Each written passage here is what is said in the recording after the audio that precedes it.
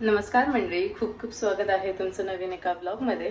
I hope, आशा करते की तुम्ही सगळे खूप छान आणि मस्त असाल. आणि आज मी बऱ्याच दिवसांनी ब्लॉग शूट करते. याआधी म्हणजे आता ह्या मधल्या काही वेळात महिनाभरात तरी मी योगाचे ब्लॉग्स रेकॉर्ड करून तुमच्याबरोबर शेअर करत होते, जी माझी डेली प्रॅक्टिस आहे. आणि जे आता एक दीड आठवडा झाला असेल मी शॉर्ट्स म्हणजे सकाळी जे उठते ब्रह्ममुहूर्तावरती ते देखील तुमच्याबरोबर शेअर करते.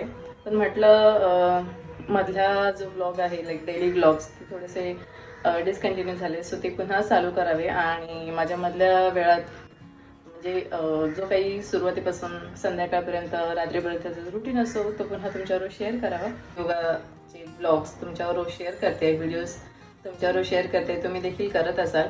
पण म्हटलं थोडंसं तुमच्याबरोबर रिअल टॉक करावं, म्हणजे तुमच्याशी परस्पर बोलावं या व्हिडिओ थ्रू.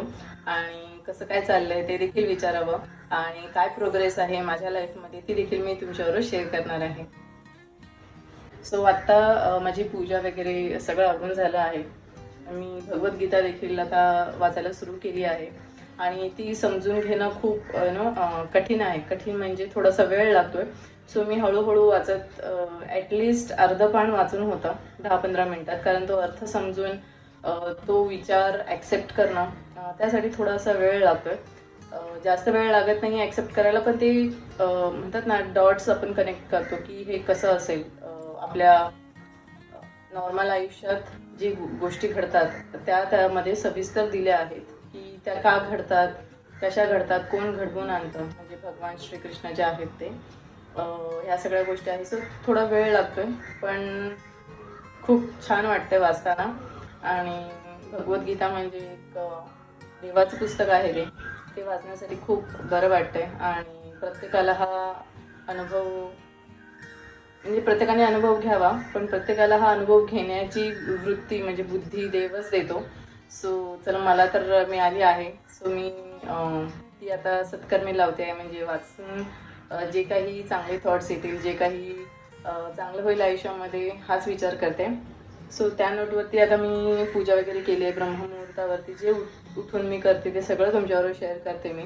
आणि झाले आहेत 12-13 दिवस, आणि मी रोजचेच ब्लॉग मी तुमच्याबरोबर शूट करून रेकॉर्ड करून ते तुमच्याबरोबर शेअर करते. आणि मी ॲमेझॉनवरून काही गोष्टी मागवल्या आहेत, म्हणजे देवासाठीच पूजा करताना ज्या लागतात त्या देखील मी तुमच्याबरोबर शेअर करेन. आता मी चहा बनवला आहे, माझं सगळं आवरून झालं आहे, पूजा वगैरे आंघोळ वगैरे सगळं झालं आहे. थोड्या वेळाने म्हणजे इथली जागा मी रात्रीच क्लीन करते, आणि नंतर झाडू वगैरे ज्या बाकी 2 रूम आहेत त्या रूममधलं मी नंतर करणार आहे. कारण काय, मैत्री झोपते आणि बाकीचं आवरताना ती मध्ये मध्ये उठते, सो मला ते करायला मिळत नाही. सो ते मी शेवटी ठेवते. पण जिथे पूजा करते मी, इथे किचनमध्ये देव्हारा आहे इथे, सो त्याच्या आजूबाजूची जागा मी रात्री क्लीन करते. बाजूचं देखील क्लीन करून घेते पूजा करायच्या आधी. आणि मग आंघोळ वगैरे झाली की पूजा वगैरे करून पुस्तक वाचून मग आता मी जर चहा घेते आणि ब्रेकफास्ट पण बनवून घे, म्हणजे मैत्री उठले की तिला मी भरवेन. ती आता झोपली आहे. सो ब्लॉग कंटिन्यू बघा. सो आता इथे चहा झाला आहे, याबरोबर थोडं टोस्ट खाऊन घेते मी. म्हणजे ब्रेकफास्ट तर मी नंतर करणारच आहे, पण मैत्री उठल्यावरती तिच्यावर करेन एकदाच. कारण मी आता थोडं खाणार, ती नंतर जे खाणार नाही ते मला खावं लागतं, कारण मी थोडंच बनवते पण ती खात नाही. त्यामुळे मग नंतर ते टाकून देणं मला जीवावरती येतं, त्यामुळे मला तिच्यावर बसून खावं लागतं. जेवढं ती खाईल मी 10-15 मिनटं बघते, खेळत तिला खेळवत जेवढं मला तिला भरवता येईल भरवते. ती स्वतःच्या हाताने देखील सुरुवात करते, पण नंतर थोडासा कंटाळा करते. सो तिच्या पाठीला पण मी भरवते. म्हणून मी म्हटलं थोडंसं चहा आणि एखादा टोस्ट मी आता खाऊन घेते, कारण नुसतं चहा नाही घेत, परत जास्त ॲसिडिटी होईल असेही होते. पण म्हटलं त्याच्यावर थोडंसं काहीतरी खावं. सो मी आता टोस्ट आणि चहा खाऊन घेते आणि पुढचं शेअर करेन तुमच्यासोबत. तो या सगळ्यांनी चहा प्यायला.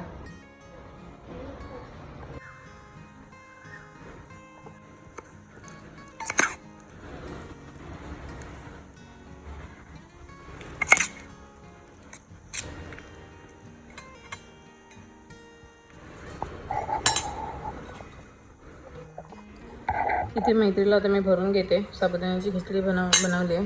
तिला थोडंसं बरं वाटत नाही आहे, खोकला आहे. 1-2 आठवडे जरा अशीच असते, नंतर जरा बरी होते, परत तिला तसंच झालं. असं 2-3 वेळा झालं.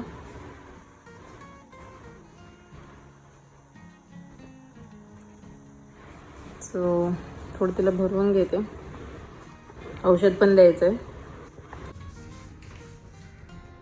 आत्ताच जेवण झाले. मैत्रीला पण मी थोडं भरवलं आहे. पाठी थोडा पसारा आहे, तो आता थोड्या वेळाने आवरेल, कारण जेवल्यानंतर थोडंसं झोपेसारखं येतं आहे. ॲमेझॉनचे परचेसेस शेअर करायचे होते. सो इथे दाखवते मी तुम्हाला. हे आहे सर्वात पहिली म्हणजे ही माळ जप करायची बॅग. हिची प्राईस आय थिंक 299 का 300 आहे. आणि याच बरोबर म्हणजे पूर्ण सेट मी ऑर्डर केला होता.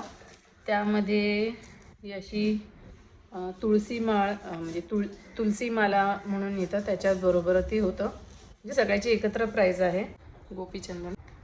गोपीचंदन म्हणून ही स्टिक मिळते, अतिचंदन म्हणतात, त्याच्यावर लिहिलं आहे हे. आणि हे जे तिळक स्टॅम्प असतो तो असा आपण लावतो तो आहे. म्हटलं कधीतरी असं वाटलं की कृष्णाची आपण माळ जप करणार आहोत. म्हणजे मला तरी कृष्णाची माळ जप करायला आवडते. सो नॉर्मली तो आपण मंत्र असं कोणाला सांगायचा नसतं म्हणतात. तो म्हणजे एक तर गुरुने दिलेला असतो किंवा आपला आपण एक ठरवायचा असतो, पण तो स्वतःपर्यंतच ठेवायचा असतो. सो चला, आता एवढं मी म्हणजे किती जणांचे मी यासाठी व्हिडिओज बघितले की माळ कशी जप करायची असते यामध्ये. कारण ह्याला इथून एक हे आहे, गॅप आहे, म्हणजे हा एक ओपनिंग दिली आहे आणि इथेही हात घालण्यासाठी इथे ही मोठी ओपनिंग आहे, पूर्ण हात आतमध्ये जाण्यासाठी. सो एक्झॅक्टली माळ कशी जप करायची असते त्यासाठी मी बघितलंच. तिथे मला काही व्हिडिओज असे देखील समोर आले की कुठला मंत्र जप करायचा. जर तुमचे गुरु असतील, त्यांनी जर तुम्हाला सांगितलं असेल तर तो करू शकता. अदरवाईज तुम्ही देखील तुमच्या म्हणजे मनाला, म्हणजे बुद्धीला जो पटतो त्या क्षणी जो नीट म्हणजे तुम्हाला जप करावासा वाटतो तो मंत्र तुम्ही निवडू शकता. आणि तो असं सहज कोणाला सांगू शकत नाही तुम्ही. सो ठीक आहे. आणि भगवद्गीता देखील मी वाचते आहे. सो मला एकंदरीत सगळ्याच बाजूने कृष्णा रिलेटेड जे काही मंत्र असतात त्यापैकी कुठलाही मंत्र आणि जप करताना जो आपण नामस्मरण करतो ते नामस्मरण जे काही जमेल ते मी करते. आणि म्हणूनच मी ही माळ जी बॅग आहे जप माळ, आणि त्याचबरोबर म्हटलं हा सेट आहे, तर कधीतरी आपण ते लावावं आणि तो भाव आणि ती भक्ती ठेवून माळ जर जप केली, म्हणजे माळ जप केली तर थोडंसं बरं वाटतं. सो म्हणून हे मी मागवले. आणि इथे मी भगवद्गीता तर वाचते. सो ती अशी पकडावी लागते. म्हटलं एक आपण नॉर्मल छान नीट वाचता यावी खाली बसून, त्यासाठी मी हे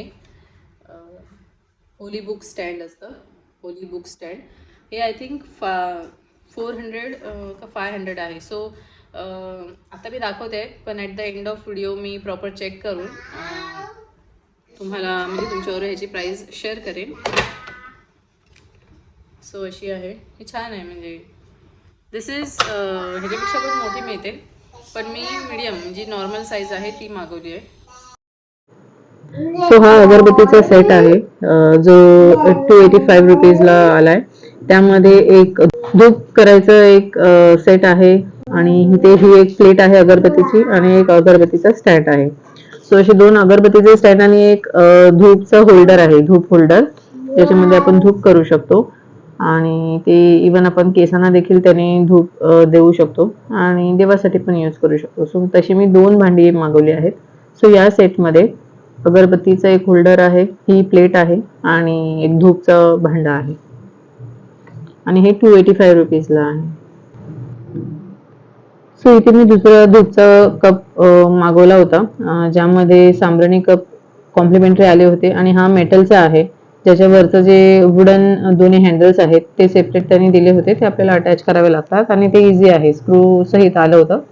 आणि त्यामध्ये 2 सांब्राणी कप जे धूपसाठी यूज करतात ते कॉम्प्लिमेंटरी आले होते यामध्ये आणि ह्याची प्राइस 599 आहे. आणि बऱ्यापैकी थोडस हेवी आहे, मला तरी स्टडी क्वालिटी वाटली. सो असे मी दोन जे धूप होल्डर्स आहेत ते मागवले आहेत. एक आणि एक दुसरं जे आहे ते नॉर्मली आपण धूप घरामध्ये करायचं असेल, पूजेसाठी यूज करायचं असेल, सो त्या दृष्टीने असे मी दोन मागवून ठेवले आहेत.